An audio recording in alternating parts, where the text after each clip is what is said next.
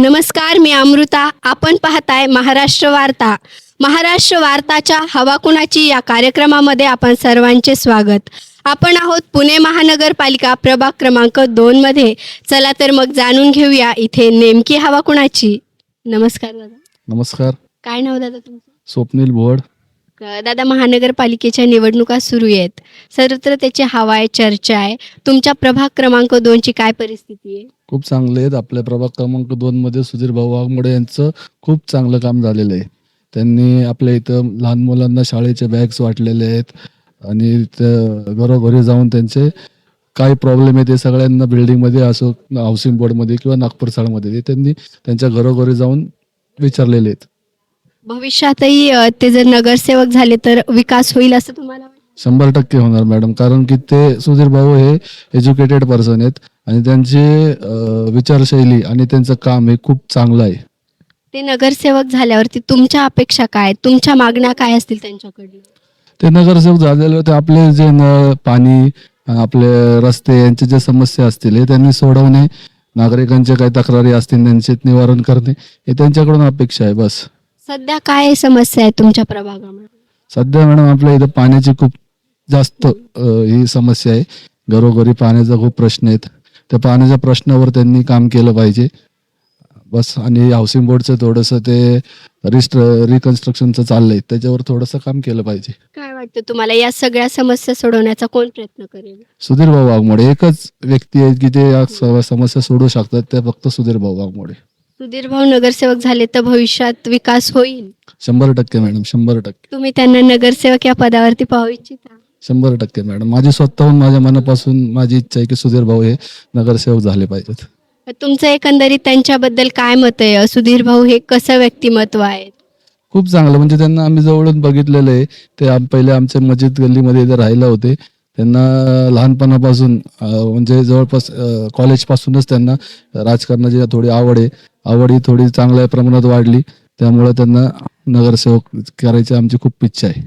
तुमचा पाठिंबा असेल तर? 100% मॅडम. माझी फॅमिली सगळ्यांचा माझा पाठिंबा आहे त्यांना. नमस्कार. नमस्कार. ताई, महानगरपालिकेच्या निवडणुकांचं वारं सर्वत्र वाहते, तर एकंदरीत तुमच्या प्रभाग क्रमांक 2 ची काय स्थिती आहे? ॲक्च्युली स्थिती म्हणजे आपल्याला आता ह्या युगामध्ये बघितलं तर एज्युकेटेड लोक हवी आहेत राजकारणामध्ये, जे लोकांच्या समस्या समजू शकतील आणि त्याप्रमाणे त्याच्यावर उपाय काढू शकतील, अशी लोक हवी आहेत. आणि त्यामुळेच मला वाटतं की नवीन नवीन उमेदवार यावेत याच्यामध्ये आणि एज्युकेटेड लोक या क्षेत्रामध्ये हवी आहेत. काय वाटतं कोण आहे असं नवीन एज्युकेटेड पर्सन? आता आमचे जे सुधीर वाघमोडे सर आहेत ते एज्युकेटेड आहेत आणि वयानेही लहान आहेत, म्हणजे 38-39 काहीतरी त्यांचं वय आहे. आणि अशीच पिढी हवी आहे आपल्याला, अशी नेते हवे आहेत. मग काय मत आहे तुमचं त्यांच्याबद्दल एकंदरीत? ते लोकांना समजून घेतील आणि कितीतरी उदाहरणं आहेत त्यांच्या बाबतीत की ते स्वतः जाऊन लोकांना मदत करतात. जाती धर्म भेदभाव असे पाळत नाहीत ते, म्हणजे ते बघत नाहीत आणि मदत करतायत. अशी 2-3 उदाहरणं मी त्यांच्याबद्दल पाहिलेली आहेत, ऐकलेली आहेत. म्हणून त्यांच्यासारखे उमेदवार आम्हाला हवे आहेत. एकंदरीत काय समस्या आहेत तुमच्या प्रभागामध्ये? आता या विभागामध्ये कसं, आम्ही सिटीमध्ये असून सुद्धा आउटस्कट्सला असल्यासारखं आहोत, तर हा विभाग सुधारावा आणि सर्व प्रकारच्या सोयी इथं उपलब्ध व्हाव्यात असं मला वाटतं. काय वाटतं कोण विकास करेल या प्रभागाचा? नक्कीच सुधीर वाघमोडे सर हे करू शकतात असं वाटतंय. सुधीर भाऊ जर नगरसेवक झाले तर भविष्यात या प्रभागाचा विकास होईल असं वाटतं? येस, नक्कीच. का एवढा विश्वास त्यांच्याबद्दल? खरं त्यांनी जो निर्णय घेतलेला आहे ते एका अशा नोकरीमध्ये होते की स्थिर स्थावर होते आणि ते असताना सुद्धा त्यांनी हा निर्णय घेतला की आता ते हे सोडून राजकारणासाठी लोकांसाठी काम करतील, म्हणून त्यांनी ती नोकरी सोडलेली आहे आणि राजकारणात आले. राजकारणात येणं म्हणजे काही सोपी गोष्ट नाही आहे, कारण त्याच्यात प्लस आणि मायनस लोकच खूप असतात, अगेन्स्ट खूप असतात आणि घरच्यांना पण खूप काळजी वाटत असतील त्या उमेदवाराबाबत. कारण आता आम्ही ऐकतोय अशा गोष्टी की असं असं चाललेलं आहे की मारामाऱ्या होतात किंवा त्यांच्या विरुद्ध कारवाया केल्या जातात, तर त्यामुळे असं वाटतं की नाही, सुधीर वाघमोडे सरांनी ही जबाबदारी उचललेली आहे आणि ते पेलतील. सुधीर भाऊ नगरसेवक झाले तर तुमच्या अपेक्षा काय असतील त्यांच्याकडनं, काय मागण्या आहेत तुमच्या? अं, इथे आम्ही जे रहिवासी आहोत तर त्यांना योग्य प्रकारे सगळ्या प्रकारच्या सोयी उपलब्ध व्हाव्यात, कोणत्याही प्रकारची अडचणी येऊ नयेत. ज्येष्ठ नागरिकांसाठी पण जे काही उपक्रम राबवले जातात ते त्यांनी इथं व्यवस्थितपणे लागू करावेत असं वाटतं. येत्या काळात नगरसेवक पदासाठी तुमचा पाठिंबा असेल त्यांना? येस, नक्कीच. नमस्कार ताई. नमस्कार. ताई, महानगरपालिकेच्या निवडणुका सुरू आहे, सर्वत्र त्याची हवा सुरू आहे, तर एकंदरीत तुमच्या प्रभाग क्रमांक 2 ची काय परिस्थिती आहे?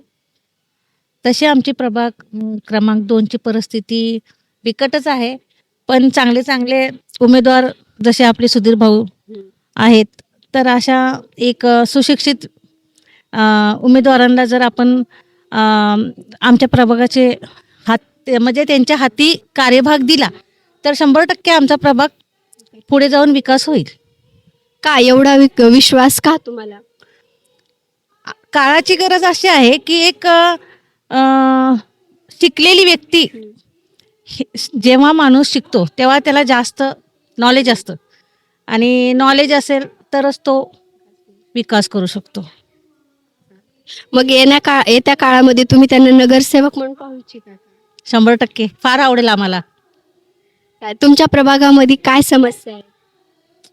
पाण्याची घ्या किंवा तरुण वर्ग घ्या, जो आत्ताच्या कंडिशनला मुलांना योग्य मार्ग देणे, महिलांसाठी उपक्रम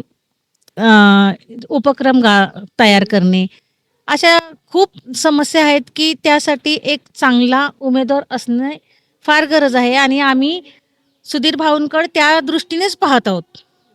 याआधी सुधीर भाऊंनी केलेलं कार्य जसं की त्यांनी आत्ता मस्जिद गल्लीमध्ये एक मुलगा आहे की त्याचा पूर्ण दवाखान्याचा खर्च किंवा दुसरं एक मी ऐकून आहे की त्यांनी एका मुलाला न शिकलेला असताना सुद्धा त्याला एक रोजगार दिलेला आहे.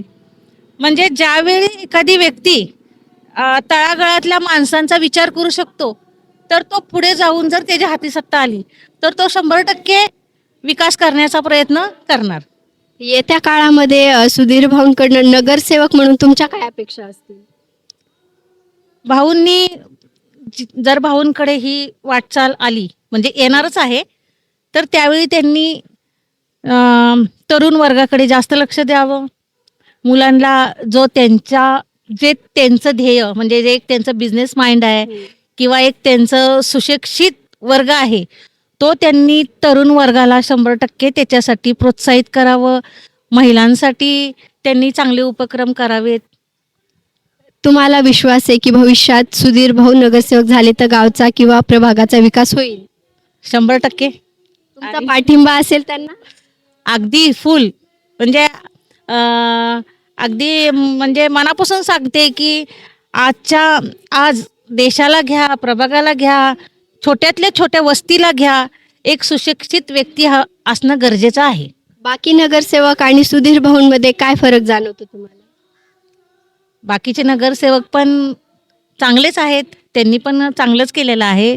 आतापर्यंत त्यांनी केले, आता एक नवीन व्यक्तीच्या हाती द्यावं की एक म्हणतो ना की नवीन व्यक्तीला संधी मिळणं गरज आहे. तर नवीन व्यक्तीला संधी मिळाली तर 100% काय वाटतं, द्याल तुम्ही त्यांना नवी संधी? 100%. नमस्कार. नमस्कार. नमस्कार. दादा, महानगरपालिकेच्या निवडणुका सुरू आहे, सर्वत्र त्याची हवा सुरू आहे, तर तुमच्या प्रभागामध्ये काय परिस्थिती? माझ्या प्रभागामध्ये परिस्थिती थोडी खराब आहे, पण सुधीर भाऊमुळे ती परिस्थिती सुधारेल असं मला वाटतंय. आमच्या यंग जनरेशनमध्ये सुधीर भाऊ एक खूप म्हणजे एक बेस्ट विजन घेऊन आलेले आहेत. मी त्यांना म्हणजे ते माझ्या स्कूलमध्येच होते, केवी मध्येच होते, तर मी त्यांना लहानपणापासून असं ओळखतोय आणि त्यांनी एवढं मोठं त्यांचं केलंय, तर विजन त्यांचं चांगलं आहे, म्हणून मला नगरसेवक म्हणून तेच पाहिजे आहे. आणि दुसरं सांगायचं म्हणजे ते खरं बोलणारी माणसं म्हणलं ते एक माणूस आहे, म्हणून मला नगरसेवक आणि माझ्यासोबत असणारा माणूस तेच पाहिजे आहे. काय त्यांच्याबद्दल काय मत आहे तुमचं? माझं मत असं आहे की समजा आमचे काही प्रॉब्लेम असतील जे त्या सोडू शकतात, आणि जे ओल्ड जनरेशन आहे त्यांचे प्रॉब्लेम वेगळे आहेत, ते आम्हाला कधी समजून घेत नाही, जास्त घेत नाही समजून. तर सुधीर भाऊ असे आहेत की ते डाऊन टू अर्थ आहे, ते त्यांनाही समजून घेतात आणि आम्हालाही समजून घेतात आणि एक चांगला मार्ग काढतात. त्यांनी केलेलं कार्य त्यांनी असे बरेच कार्य केलेत. म्हणजे डोळ्यांचं त्यांनी ऑपरेशन केलंय, परत अजून छोटे मोठे 2-3 कार्यक्रम घेतलेत. आणि जे ॲक्च्युअल वॉर्डामधले जे समस्या आहे, ड्रेनेज झालं किंवा अजून खड्डे वगैरे, ते पण त्यांनी स्वतः लक्ष देऊन केलेत, छानपैकी त्यांनी सॉल्व्ह केलेत. नगरसेवक म्हणून त्यांना पाहू इच्छिता? हो 100%, म्हणजे एकदम 100%. तसं तुमचा त्यांना पाठिंबा असेल का? हो माझ्या अख्ख्या फॅमिलीचा त्यांना पाठिंबा आहे. धन्यवाद दादा.